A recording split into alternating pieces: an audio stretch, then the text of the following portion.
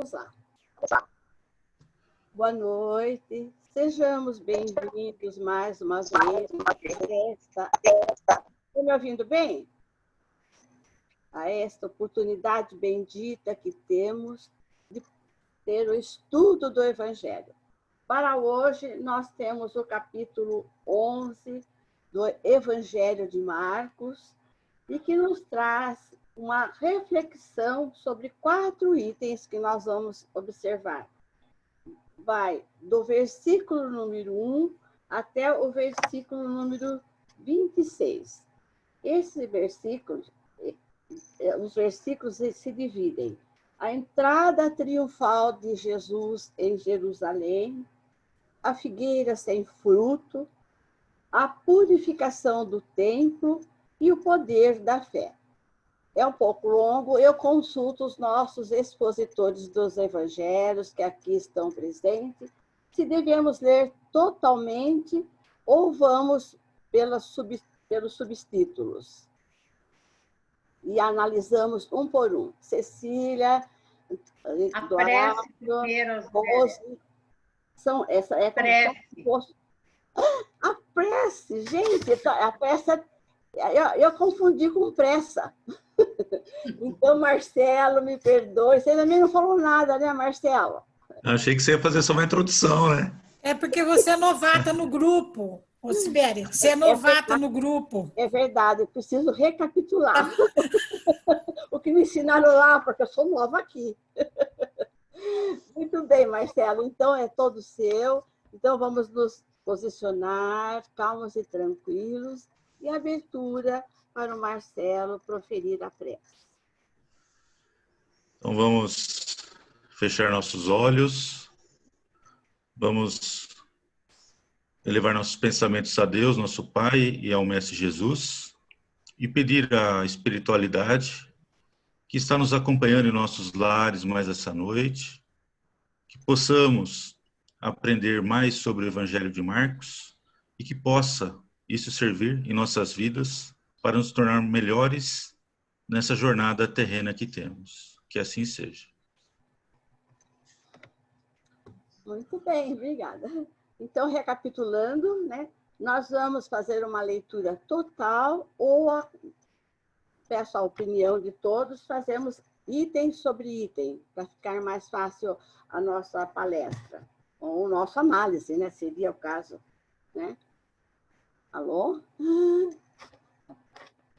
Quem leu percebeu que são os assuntos que dá ensejo de nós subdividirmos, né? Quem leu? Faz por item, então, Zibéria, acho que fica mais fácil. Eu penso, Cecília, que assim seja, né? Então, iniciando, é o capítulo 11, dos versículos 1º até o 11º, nós temos a entrada triunfal de... A minha edição é um pouquinho atrasadinha, que é de 1972, né? Então, talvez os dizeres sejam meio estranhos, né? Porque era um português arcaico que se falava, né? Diz-nos assim: quando se aproximavam de Jerusalém, de Betfagé e Betânia, junto ao Monte das Oliveiras, enviou Jesus 2 dos seus discípulos e disse-lhes: ide à aldeia que aí está diante de vós, e logo ao entrar achareis preso um jumentinho, no qual ainda ninguém montou. Desprendei-o e trazei-o. Se alguém vos perguntar, por que fazeis isso? Respondei: o Senhor precisa dele e logo mandará de volta para aqui. Então foram e acharam o jumentinho preso junto ao portão do lado de fora na rua e o desprenderam. Alguns dos que ali estavam reclamaram: que fazeis soltando o jumentinho? Eles, porém, responderam conforme as instruções de Jesus. Então os deixaram ir. Levaram o jumentinho sobre o qual puseram as suas vestes, e nele Jesus montou. E muitos estendiam as suas vestes no caminho, e outros ramos que haviam cortado dos campos. Tantos que iam adiante dele, como os que vinham, depois clamavam: Hosana, bendito que vem em nome do Senhor. Bendito o reino que vem, o reino de nosso pai Davi. Hosana das maiores alturas. E quando entrou em Jerusalém, no templo, tendo observado tudo como fosse já tarde, saiu para Betânia com os 12. Bom, agora fica aqui para nós comentarmos sobre esses itens. Quem começa primeiro? O que nós podemos encontrar nesse fato de Jesus falar sobre o jumento? E eles irem lá e acharem o jumento do ponto de vista nosso.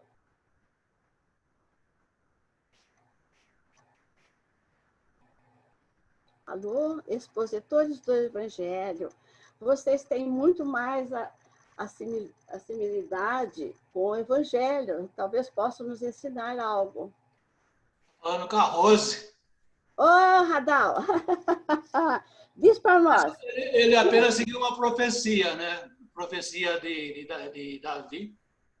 Isso, Davi. Nome, que falou que ele ia ter um burrinho, tudo preparado. Então, Jesus sabia tudo isso. Então, seguiu a profecia.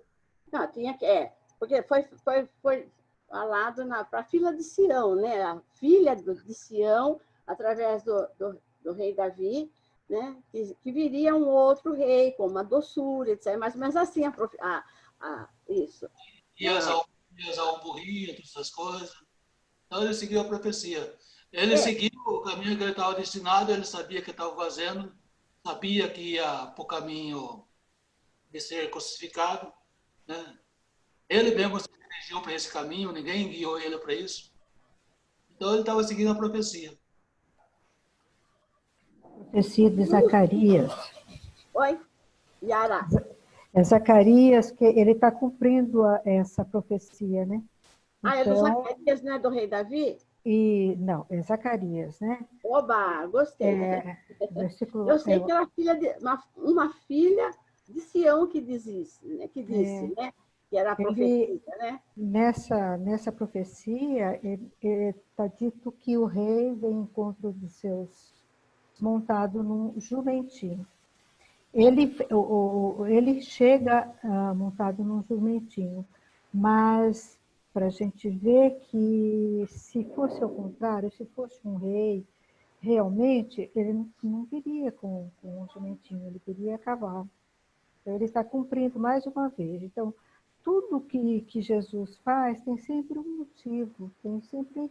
Ou ele está cumprindo alguma coisa para justificar as coisas, os atos seguintes, né? Então, é por isso que ele chega, que para os católicos começa no Domingo de Ramos, que é a entrada triunfal dele, montado num jumentinho, né? Porque daí para frente vai começar todo o martírio dele, né? Assim dizer. Então, começa nesse domingo. É, isso mesmo. Realmente, a Igreja Católica observa bem isso daí, né? Tem razão. Engraçado, aqui também nós não podemos aplicar aquele fenômeno de clarividência que Jesus possuía. Ele viu que o jumentinho estava lá, amarrado, preso, etc., junto com a jumenta maior lá, com a mãe, deve ser, né? Não é isso? Eu acho que ele sabia tudo isso. Fato mediúnico. Ele sabia tudo isso. Então, não é questão de evidência. Ele sabia tudo que estava no caminho dele. E também a evidência dele era fantástica, né? Mas ele não precisava. Ele mandou certinho, porque ele sabia que tinha. Mas se ele não visse, como que ele ia falar? Né? Não poderia também ser isso? Né? Um processo de clarividência, ou mestre da... Ele falou assim, Pedro, vai lá e amarra o burrinho lá em tal lugar. Eu vou mostrar. Ele mandou amarrar, Yara, você vai falar. Yara.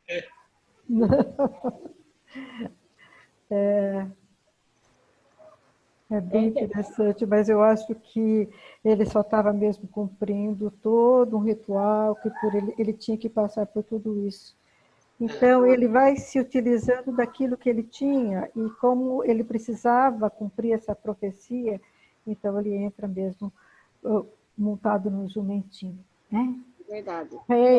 Nessa profecia, eles falam que o rei é o Messias que vem unir o novo, as pontas quebradas dos anéis partidos, né? Ou seja, ele vem reunir Israel que está disperso, né? Assim como nos tempos de Davi. Então, é essa profecia, né, que ele está cumprindo aí. E depois vai seguir mais coisas que ele também tem que passar por isso. Verdade. Então, ótimo. Alguém mais para falar sobre esses textos? Podemos dar uma continuidade, então?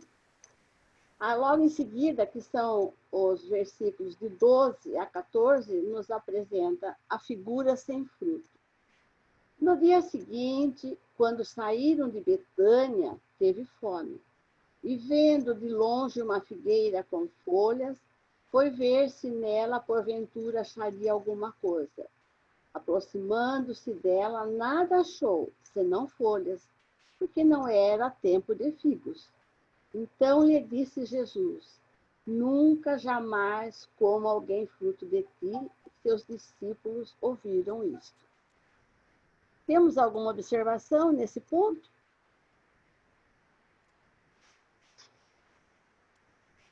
Amigas, amigos. Temos sim, né? Que na verdade ele não teve fome, porque segundo o que a gente leu, ele tinha acabado de sair de Betânia, né? Betânia, isso. Ele tinha saído da casa lá de Marta e de Maria e ele tinha se alimentado. Ah, é? Que as duas lá, pelo jeito, tinham dado muita comida para ele, né? Não acredito.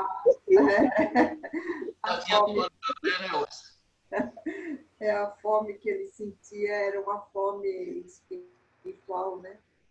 Certo. Ele tinha que esclarecer os apóstolos sobre aquela questão toda aí da figueira, que agora vem a elucidação toda sobre a figueira. Isso. Né? Então, ainda tem mais, na sequência, ainda temos mais a purificação do templo. Embora nós já tivemos detidos nisso daí, né, no templo, mas tem aqui mais uns dizeres, talvez, que a gente possa fazer uma observação. Ou melhor, são os versículos 15 a 19, e fala sobre a purificação do templo, na sequência do que está previsto para as nossas leituras de hoje.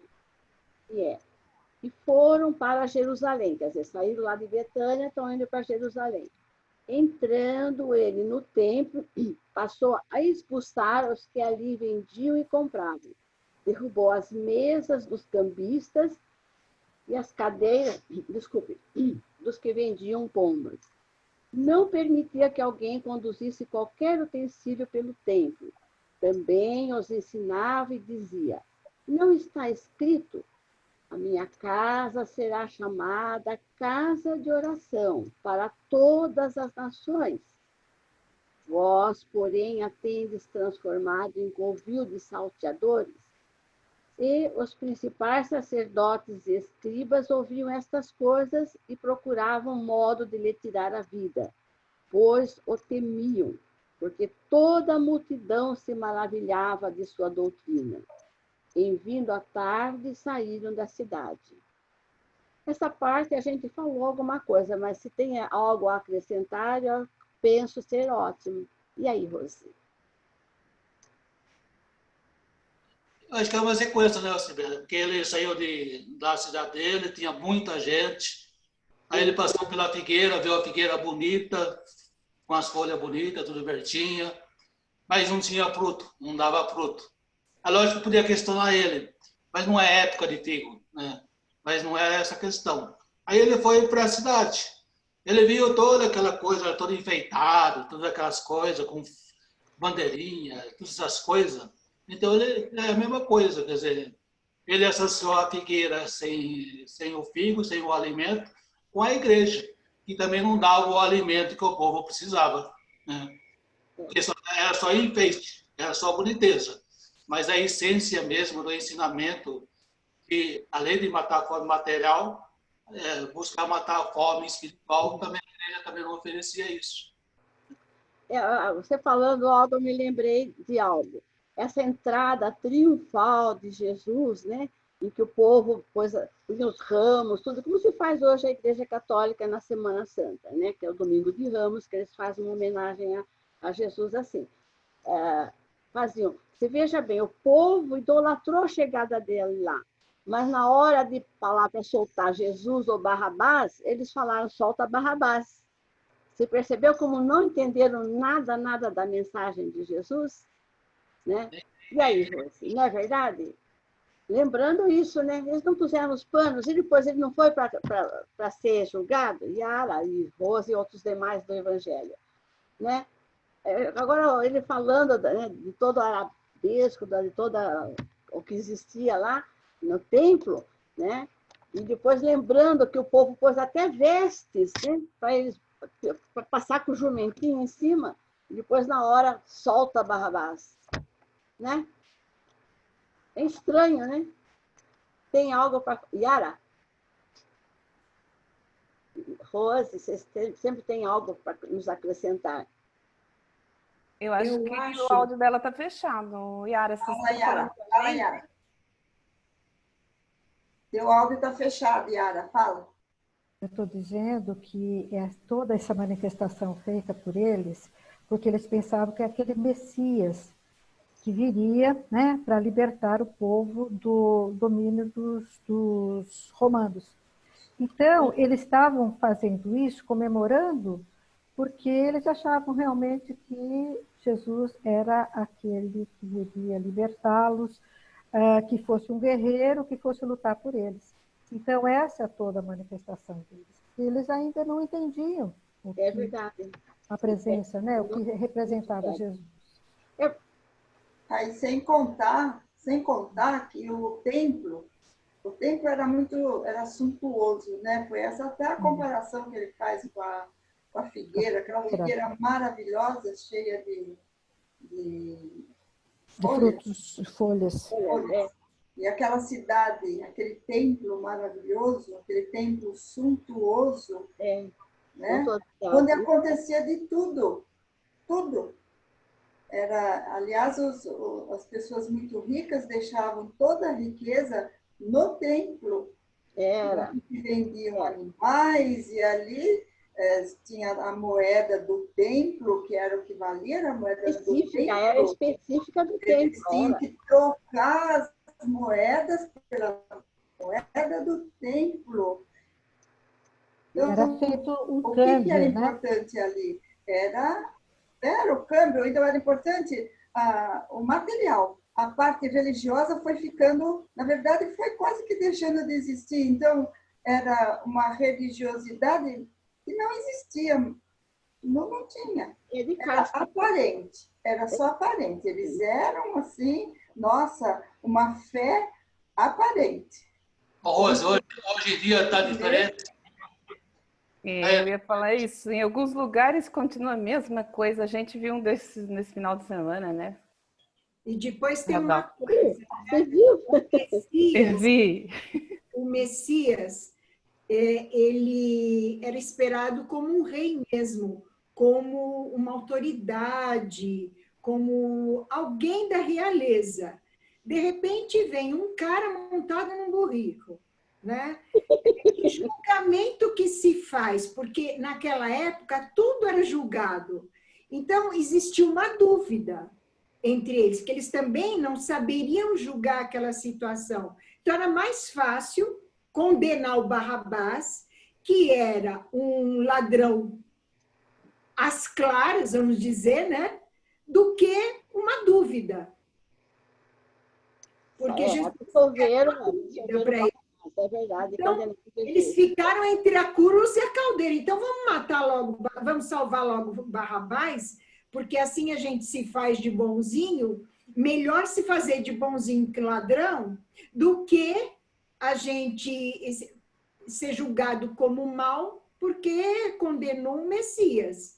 Mas acabou que eles entregaram isso na mão de quem? De quem ia condenar Jesus, né? E o Barrabás morreu junto. Não, né? E o Barrabás morreu junto. Revolucionário. Sim, sim. Não era ladrão, era revolucionário, como nós temos muitos aqui por aqui. Estou falando do Barrabás. Barrabás não era ladrão. Ele era revolucionário.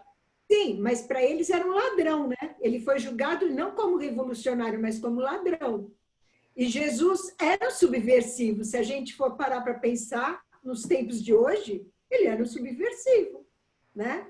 Então, é uma coisa difícil para eles, porque eles, na hora que a espiritualidade começou a evoluir, causou muita confusão, inclusive no julgamento deles. Então, era mais fácil lavar as mãos, né? O que é lavar as mãos, né? É tirar o corpo fora, concorda? Mas o verdadeiro arquiteto disso tudo, na verdade, foi Caifás. Sim, sim. Era o chefe de tudo lá. Vendido, espião para os dois lados, sim. Sim. Então, se a gente for voltar ao tempo, se a gente for voltar a Caifás, a gente vai acabar falando de João Batista. Então, uma coisa são fatos que vão se encadeando para que aconteça a crucificação. Mas eu acho que esse texto aqui, que nós estamos vendo, é o que dá, é o início de tudo isso. Então, quando se fala da figueira, quando ele faz essas comparações todas, agora é isso que nós estamos falando, porque se a gente for começar a adiantar, ou atrasar, então a gente vai parar lá atrás. Vai chegar no batismo, vai chegar no batismo de João. Mas agora nós temos o último subtítulo, que é o poder da fé, para fecharmos os versículos de número 20 a 26. Eu vou dar uma lidinha. E, passando eles pela manhã, viram que a figueira secara desde a raiz. Então Pedro, lembrando-se, falou: Mestre, eis que a figueira que amaldiçoaste secou. Ao que Jesus lhes disse: Tende fé em Deus, porque em verdade vos afirmo, se alguém disser a este monte, ergue-te e lança-te ao mar, e não duvidar no seu coração, mas crer que se fará o que diz, assim será com ele. Por isso vos digo que tudo quanto em oração pedirdes, crede que recebestes, e será assim convosco. E quando estiverdes orando, se tendes alguma coisa contra alguém, perdoai, para que vosso Pai Celestial vos perdoe as vossas ofensas. Mas, se não perdoardes, também vosso Pai Celeste não vos perdoará as vossas ofensas. Lindo demais. A gente emociona, né? Perdoar. Mas tá complicadinho. E aí, quem descomplica? O que nós vemos agora no fato de que secou mesmo a figueira?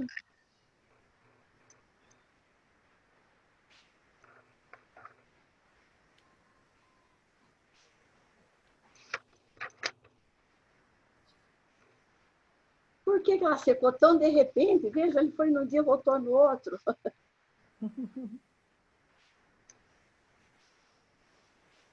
Que tal? Eu nem sei falar aqui, viu, gente? Né? Se a gente for pensar, o professor de mediunidade aí é o professor Radal. Será que não era uma disposição fluídica para secar a videira? Um negócio que eu não entendi direito aí. É? Não, será que não eram fluidos magnéticos que ele aplicou na figueira para secar? Uau, ele sabia muito mais, ele tinha muito mais, né? Logicamente que ele, ao falar amaldiçoar a figueira, ao projetar a energia negativa, logicamente que ela ia secar, né? Com o poder que ele tinha, Ótimo, pode até ser. ia Pode ser. até ser, por que não? Quer dizer, ele está demonstrando que, na verdade, Bom, aqui nós não temos a base. a pessoa que não tem fé, que não dá frutos, também é uma pessoa seca, né? Quer dizer, é isso que ele quis passar, quer dizer, não adianta a aparência, não adianta a boniteza, não adianta essas coisas que fazem as pessoas olhar para a gente de uma forma diferente. Mas se não há fé e não há obras, não há frutos, somos pessoas secas, né? Também vejo por aí. E é provável mesmo, né? Tema bem negativo, né? O secar. Praticamente foi pouco, porque ele não ficou morando um ano para ela secar, estava frondosa, né? E, de repente, num período muito curto, se secar, realmente a gente podemos ou melhor, afirmar não, porque nós não estamos juntos. Podemos supor que realmente tenha acontecido isso, uma aplicação de fluidos, não é isso? Já ouviu falar de olhar de seca-pimenteira? Seca-pimenteira. Não, essa eu não conhecia, pode contar. Ué, dependendo da forma que a pessoa olha para a outra que se cuide, senão está perdida. Mas também, sabe o que eu estou pensando? Eu vou pesquisar isso. Porque, assim, a tamareira, a tâmara, quanto mais ela seca, mais madura ela fica, mais ela seca e mais doce ela fica. A uva passa é seca no pé. Eu vi isso lá, eu tenho fotos disso. Ela seca nos cachos, na parreira. Eles colhem a uva passa depois. Eu estou aqui pensando, porque o figo, a gente come o figo seco também. Eu vou ver se acontece isso com o figo também, eu não sei. Mas se o figo seca no pé, como seca a tâmara e como seca a uva passa. Eu vou pensar, porque se for isso, a gente tem que pensar que existem algumas plantas, tipo, não é o ipê, que a cerejeira são só 2 dias, não é?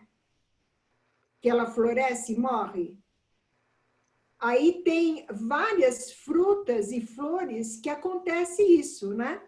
De um dia para o outro.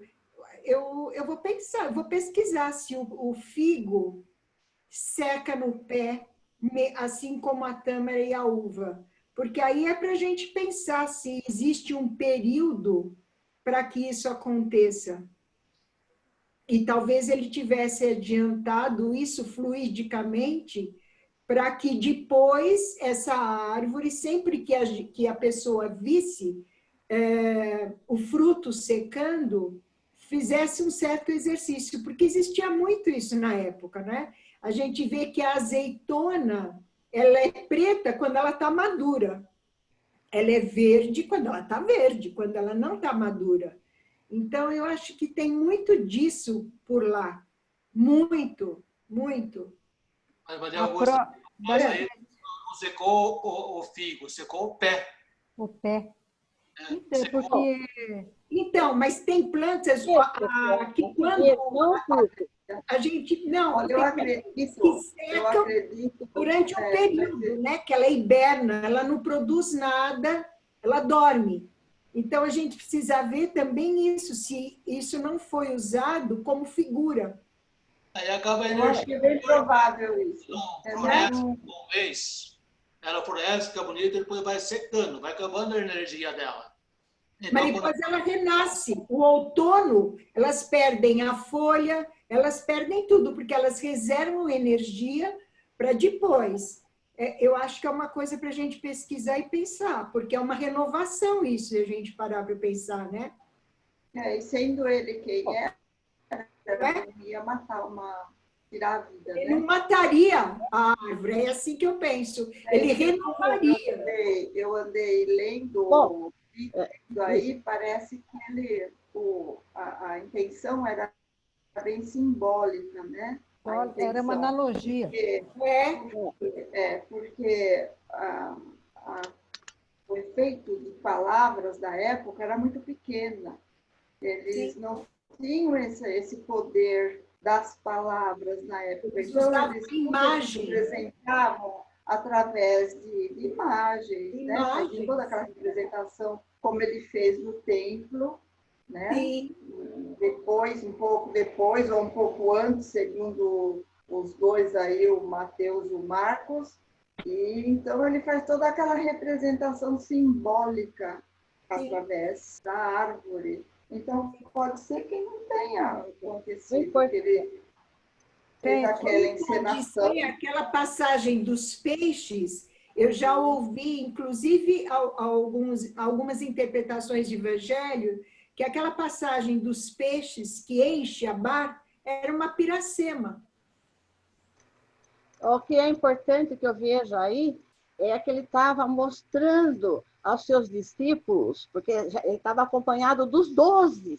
Isso mesmo. Ele estava mostrando aos seus discípulos o poder da fé. Por quê? Porque os discípulos, depois que ele faleceu, morreu, e mataram Jesus, né?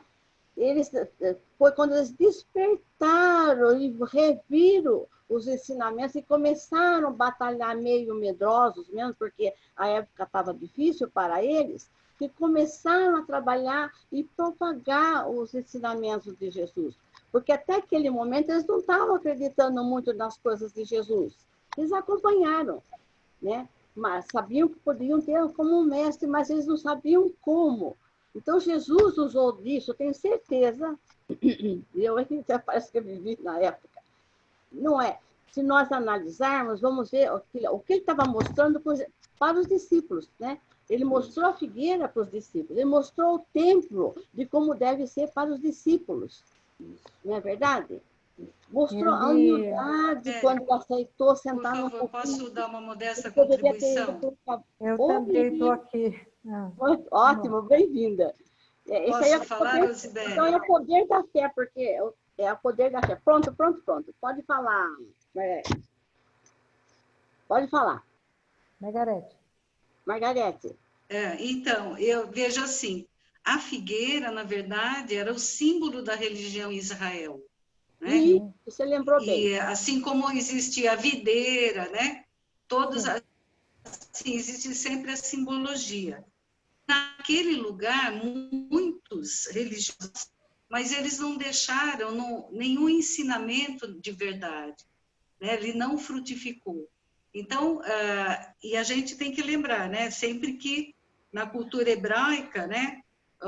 Os profetas, eles se expressavam através de mensagens espirituais com uma encenação que simbolizava alguma coisa para aquele povo, né? Então, eu vejo esse fruto como sendo a verdadeira evolução espiritual que eles poderiam ter tido, né? E não tiveram. E Jesus estava ali, sedento, ou melhor, com muita fome, né? Daquele ensinamento que seria a obra divina, que era a missão dele, né? Isso. De levar essa obra divina para aquele povo, né? Então, me perdoe se eu, né, não contribuí muito, mas eu acho que a gente poderia também lembrar um pouquinho dessa evolução cultural, né, que nós temos, o conhecimento, que é muito importante, mas, paralelamente, a gente sabe que existem muitos espíritos que têm uma cultura imensa, mas que a moral ainda não foi, né, elevada. Que era o caso dos fariseus, né, que tinham eles teoricamente seriam os donos do conhecimento, os sacerdotes, e que na verdade não tinham o desenvolvimento moral que se esperava deles, né? Inclusive, eles falharam nisso, eles tinham que ter passado aqueles conhecimentos, não era o povo, né, os monoteístas, teriam que ter passado o conhecimento para outros, e eles não passaram, eles falharam nesse ponto. Teriam que ter passado o conhecimento do Deus único, a fé no Deus único. Era o povo escolhido, né? Isso, não fizeram. Eles não passaram, eles falharam. Então, não basta ter o conhecimento, né? Tem que ter o desenvolvimento moral Eles falharam nisso. Porque eles passavam o conhecimento, mas não passavam a sabedoria, porque eles não tinham a sabedoria pelo conhecimento da origem, né? Tudo que eles observavam, porque eles eram senhores da ciência sem explicação. Então, eram fenômenos, eles só podiam observar os fatos através de fenômenos, né? Sem explicação. Eu acho que a partir do momento que a gente interpreta o fenômeno da ciência, a gente tem o real conhecimento, e se a gente entende a origem e a que se destina, aí a gente ganha sabedoria. Porque o fenômeno por si não diz nada, né? Aí mais, né? Eram espíritos muito endurecidos, né? Que não aceitavam aquilo que vinha de novo, de diferente. São espíritos difíceis, como existem muitos hoje ainda, né? Porque a sabedoria não se abrem para do espírito, não é? Novo. Mas o que Jesus queria passar, na verdade, é as coisas boas, não é? E hoje a gente também está nessa situação. Porque tem uma passagem que Jesus estava caminhando, aí encontraram um animal morto, um cachorro morto. Então os discípulos falaram, nossa, que cheiro, que coisa feia, todas essas coisas, certo? Eles viram a coisa ruim, né? Aí Jesus chegou e falou assim, mas que belos dentes tinha esse animal, não? Quer dizer, ele estava mostrando a coisa boa, enquanto mostrava as coisas ruins. E é o que acontece hoje em dia, nós temos que ver as coisas boas e trabalhar com as coisas ruins. Porque nós ainda não compreendemos a situação. É isso daí. Muito bem. Mais alguma coisa? Tem mais. A Nel também é leitora do Evangelho. Tô quietinha, eu não fiz dever de casa.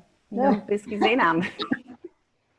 Não se preocupe, mas no Evangelho muita coisa me falta, bastante também. Daqui a uns anos, quem sabe eu vou conseguir, não é verdade?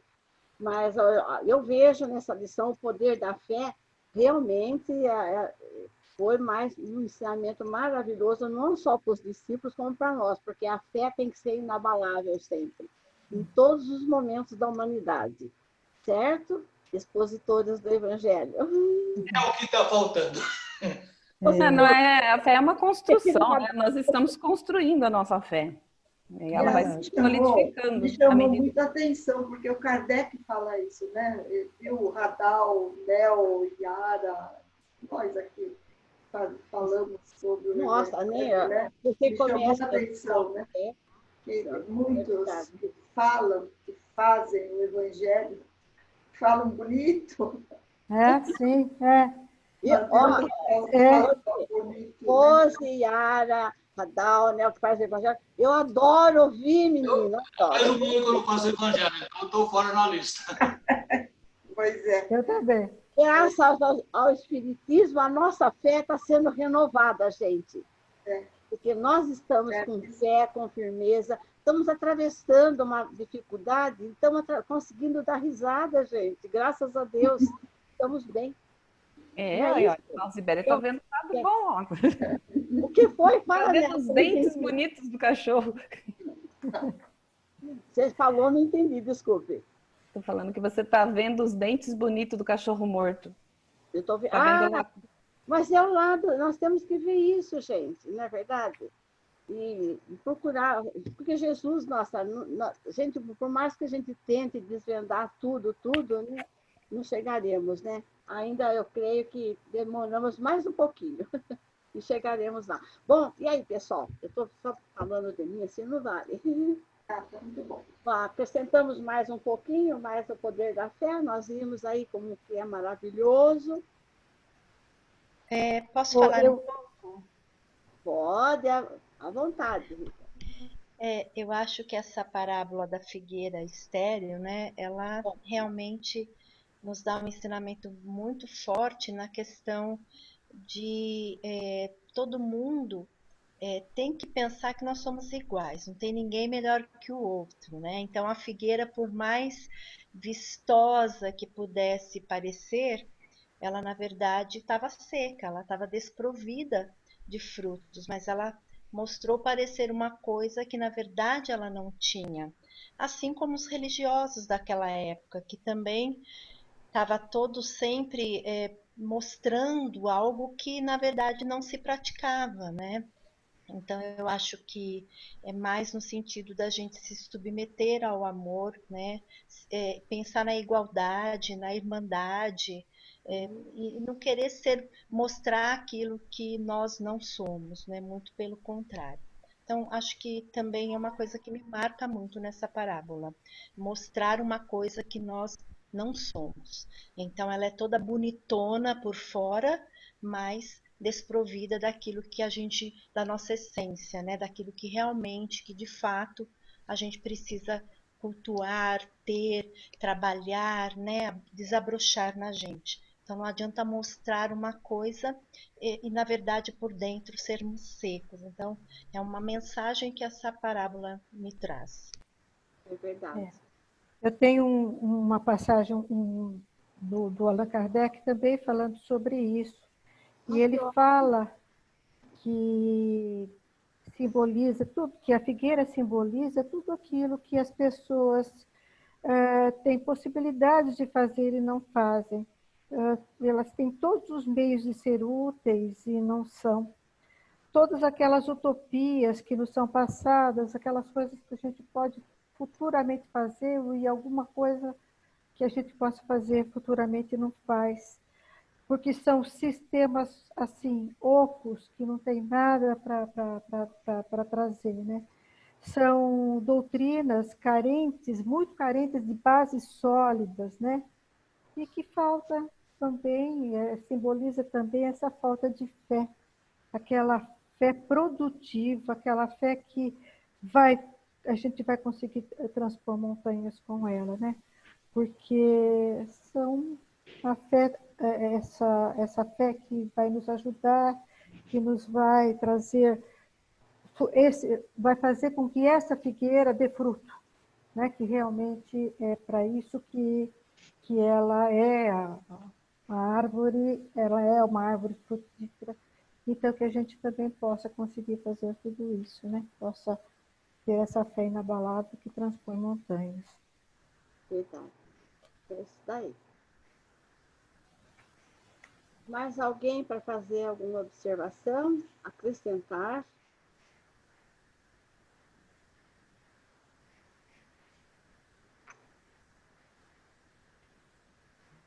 E então, acho que nós podemos ir para as vibrações, né, Nel? Nel. Ô, Nel, por que você não chamou? Deixa eu abrir aqui. Oi? Estamos aí. Então vamos lá. Então vamos lá. Boa noite. Posso recolher? Sim, pode. Obrigada. Então vamos acalmar os nossos pensamentos. Obrigado. Vamos acalmar o nosso coração. Vamos nos voltar para a luz que existe em nós, a nossa centelha divina.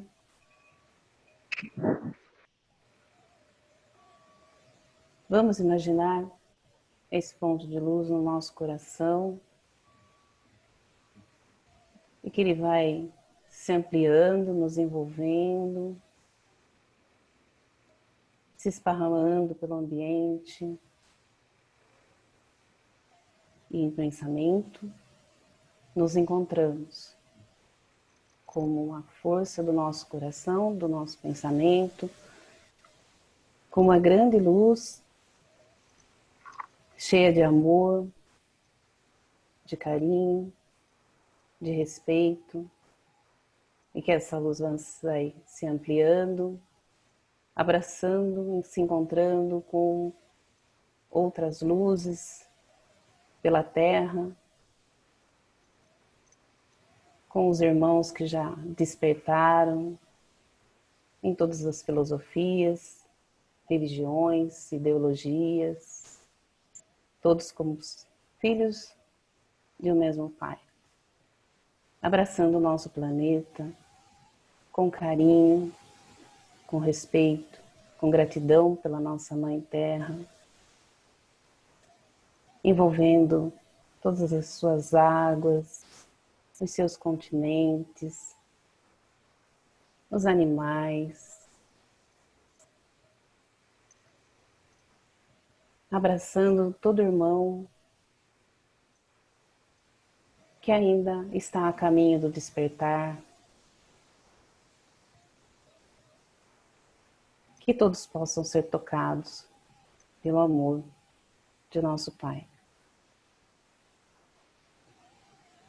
Que cada um desperte para a sua missão, o seu propósito desta encarnação, e também para os desencarnados que habitam entre nós. Vamos focar agora no nosso país, envolvendo luz o seu contorno e depois todo o seu território, abraçando cada irmão brasileiro,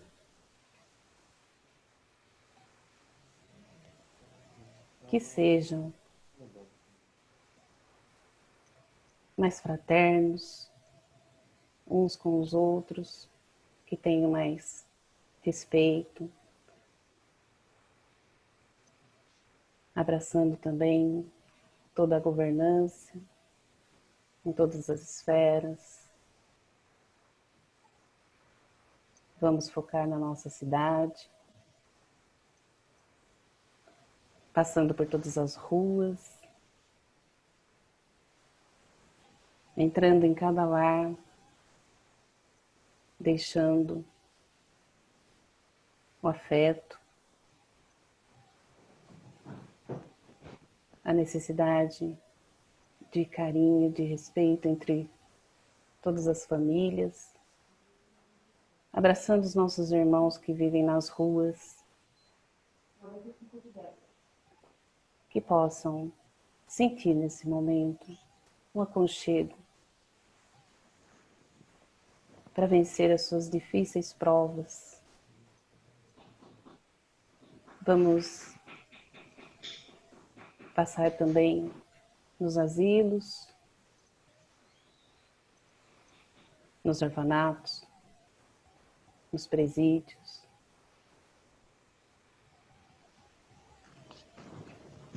Vamos passar na nossa casa, na fraternidade,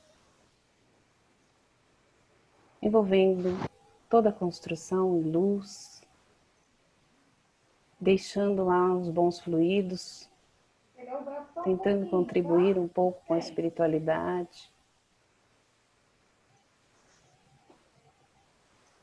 E o pensamento agora especial por todos os que estão sofrendo mais de perto nesse momento, com a pandemia, para os profissionais de saúde, coragem, força, fé,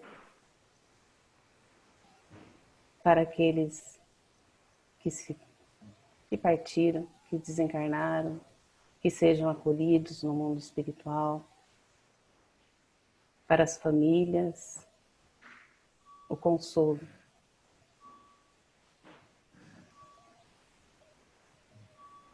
Vamos vibrar por todos os nomes deixados no caderno, no nosso caderno virtual, que cada um possa receber a intuição, a força para sair dos problemas que nesse momento as atormentam. Agora vamos chegar nos nossos lares, imaginar todo envolto em luz, a luz de Jesus, a nossa luz também. Envolver cada familiar os nossos animais. Nesse momento, vamos vibrar por uma causa em particular, em especial.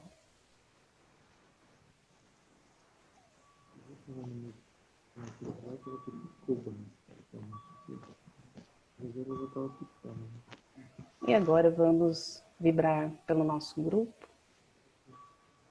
que sejamos perseverantes na busca pela nossa irmandade, pelas nossas verdades. E finalizando, vamos vibrar por nós mesmos. E sejamos também perseverantes na busca do entendimento, da nossa evolução espiritual, moral, do entendimento dos ensinamentos de Jesus.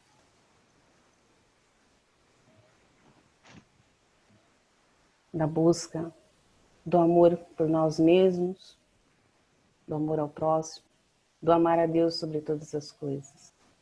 Porque amando a Deus sobre todas as coisas, estaremos amando a tudo. E que Jesus nos abençoe. Assim seja. Ainda nesse clima de paz, de tranquilidade, de boas energias, vamos então sentando confortavelmente, sentindo o nosso coração se acalmando, respirando calma e profundamente.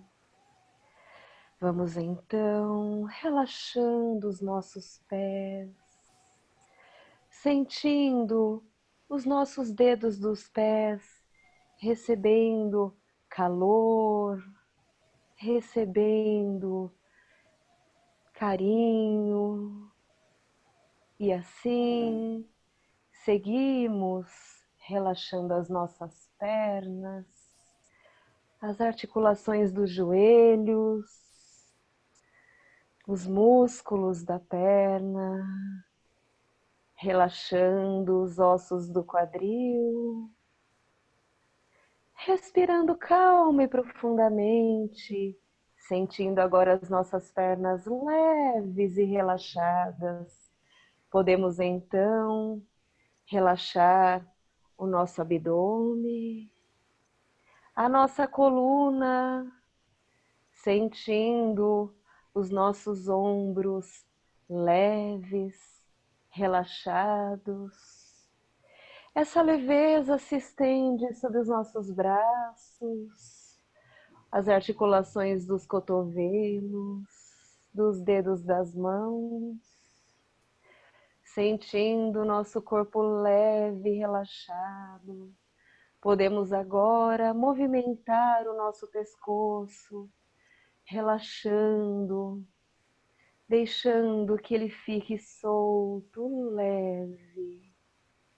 Com essa sensação boa, de leveza, relaxamos agora os músculos da face, o nosso couro cabeludo. Estamos tão leves e relaxados que ao inspirarmos, podemos sentir as boas vibrações entrando juntamente com o oxigênio e percorrendo toda a nossa corrente sanguínea, renovando as nossas células, trazendo paz, equilíbrio, tranquilidade e saúde. Leves e relaxados que estamos, podemos ver o nosso corpo sendo envolvido por uma imensa bolha luminosa. E assim, flutuamos dentro de nossas salas, de nossas casas, para fora, e somos então levados para o exterior do nosso planeta. De fora, podemos admirar nossa morada, palco de tantos aprendizados, nosso planeta escola. Aos poucos, vamos nos aproximando e viajando dentro de nossa bolha luminosa, pelos lugares mais extremos, conhecendo as maravilhosas paisagens naturais. Dentro de nossas bolhas energéticas, seguimos agora pelas ruas, presenciando tantos momentos bonitos vividos pela humanidade. Carinho entre as pessoas, abraços, atitudes de amor ao próximo. Chegamos então a um grande campo verdejante. Ao tocarmos esse tapete verde, nossa bolha rola em meio a outras inúmeras bolhas brilhantes como a nossa, até que as bolhas estouram e forma-se então um grande feixe de luz a iluminar a todos. Ao nosso lado, pessoas queridas, encarnadas ou desencarnadas, que tanto gostaríamos de abraçar. E abraçamos. Sentimos o calor, as boas energias. Abastecidos por esses abraços, voltamos então para nossas casas, onde pedimos que a espiritualidade coloque a medicação necessária em nossas águas. E agora então, estamos preparados para o passe. Muita luz.